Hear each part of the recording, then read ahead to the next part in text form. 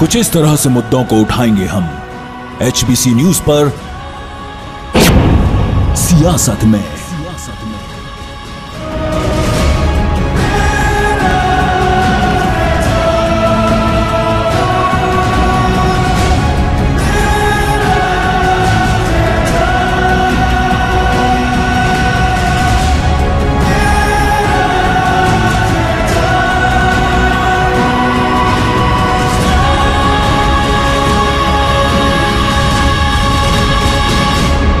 नमस्कार, एचपीसी पर आपका स्वागत है। आप देख रहे हैं सियासत, और सियासत में आज हमारे साथ मौजूद है मेवाड़ का एक दिग्गज नेता गुलाब चंद कटारिया।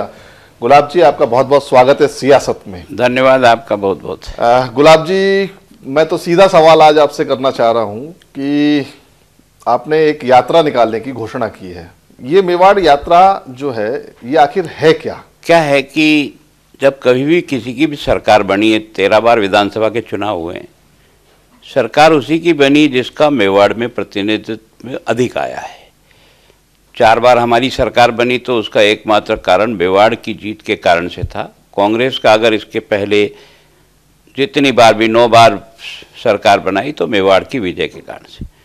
कारण यह है कि मेवाड़ जब राजस्थान में मेवाड़ एक ऐसा है जो अधिक मेवाड़ जीता उसने सरकार बना ली, सरकार बनती है हमेशा। आज दिन तक का 13 विधानसभा का रिकॉर्ड है। कोई भी इसका विश्लेषण करेगा तो लगेगा। कारण यह है कि ये क्षेत्र जिसके साथ जाता है उसके साथ सरकार आती है।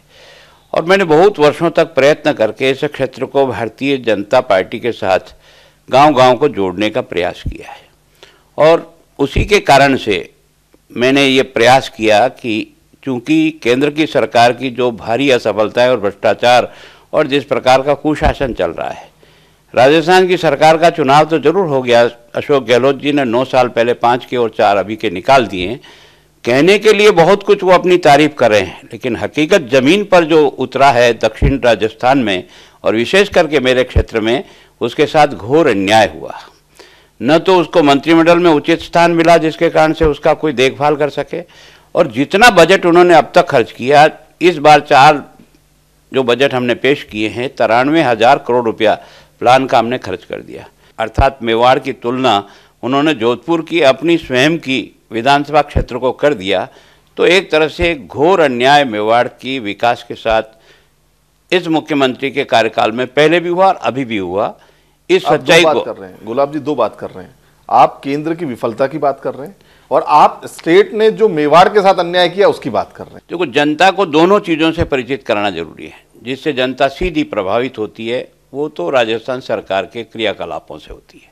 मैं अभी केवल जो कह रहा हूँ वो राजस्थान सरकार की असफलता का कारण कह रहा हूँ।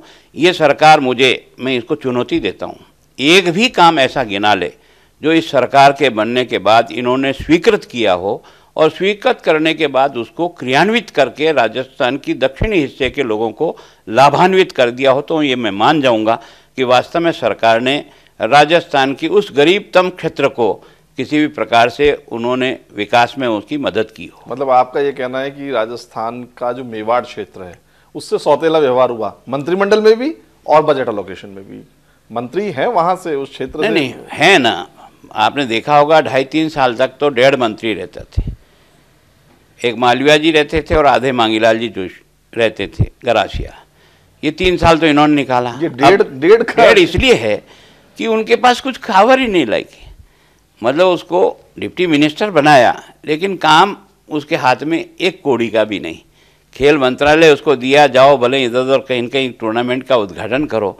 वो अपनी कलम से 2 पैसे न कहीं स्वीकृत कर सकता है, न 2 काम कहीं करा सकता है। उसका स्वयं का जो चेयरमैन है स्पोर्ट्स काउंसिल का, वो उसकी बात नहीं मानता, न उसकी सेक्रेटरी बात मानता है। तो 1 मंत्री और आधा मैं उनको मान लेता हूँ 1.5 मंत्री। उसके बाद दयाराम जी को और जोड़ा।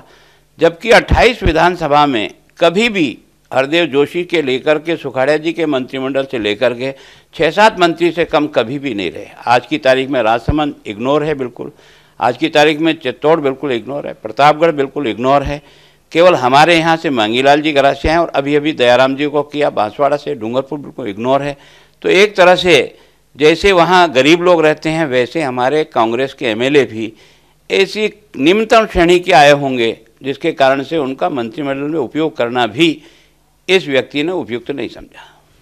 तो आपने इन सब बातों को लेकर के यात्रा निकालने की सोची? मैंने इसके अलावा भी इस सरकार की कई असफलताएं हैं। जैसे सरकार के पास पैसा है, विद्यालय हैं, लेकिन 1 लाख टीचर्स के अध्यापकों के पद आज भी खाली हैं।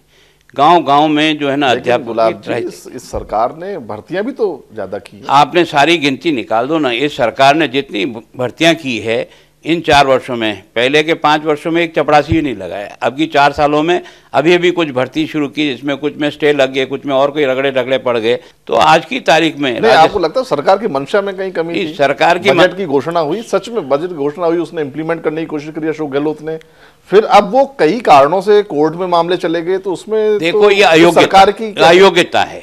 कारण क्या कि इसके पहले भी कई कारणों से टीचर्स की भर्ती पर स्टे लगते रहे। हमने पिछली गवर्नमेंट के समय आरपीएससी के थ्रू एक कॉमन एग्जाम करा के राजस्थान की एक कॉमन भर्ती का केस किया, एक भी लिटिगेशन नहीं हुआ।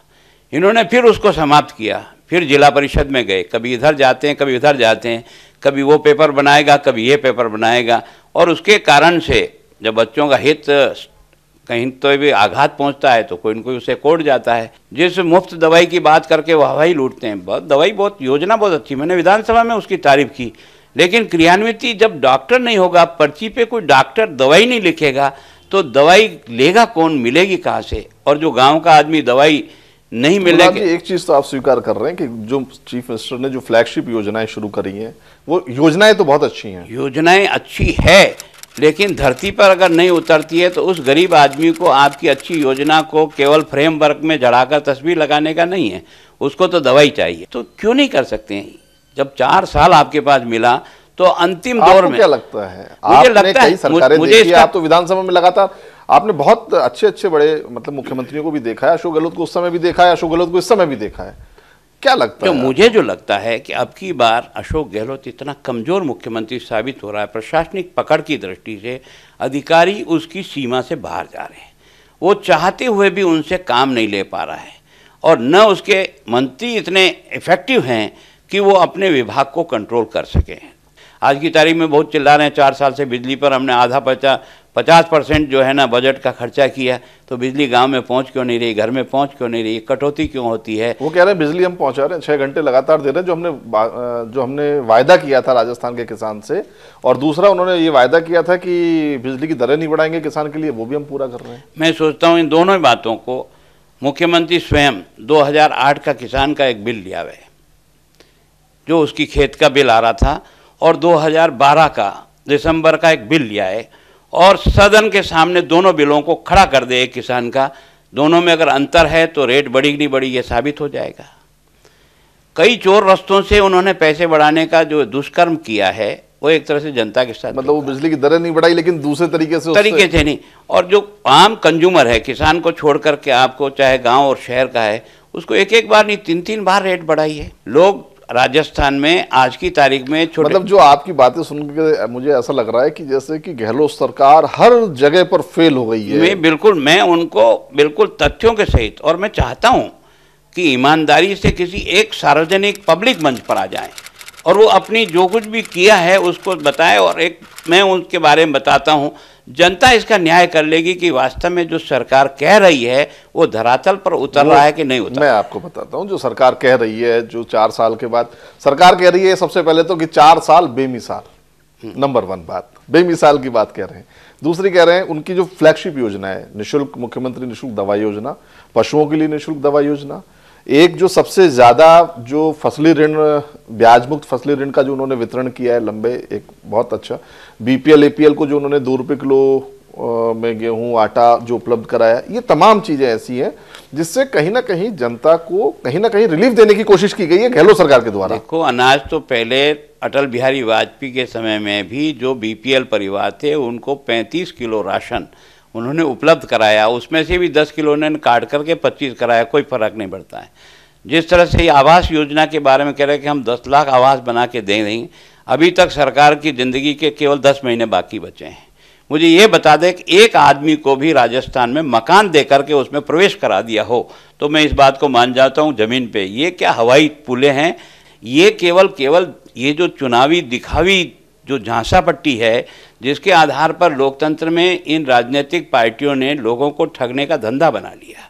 जब कभी भी चुनाव आते हैं तो इस गुलाब जी, प्रकार आप भी एक राजनीतिक पार्टी को बिल्कुल, बिलोंग बिल्कुल करते हैं, और कौन झांसा दे रहा है, कौन गुमराह कर रहा है, अभी एक ब्रेक का समय हो रहा है। ब्रेक के बाद मैं जरूर आपसे चर्चा करूंगा और आपसे इस बात को जवाब जरूर मांगूंगा कि किस तरीके से बीजेपी इलेक्शन में जाएगी और किस तरह से कांग्रेस इलेक्शन में जाएगी। अंतिम रूप से जो मतदाता है, जो वोटर है, जो राजस्थान का आम आदमी है, वो उसको कौन गुमराह कर रहा है। अभी लेते हैं एक छोटा सा ब्रेक। सियासत पर आप कहीं मत जाइएगा। आज हमारे साथ हैं गुलाबचंद कटारिया।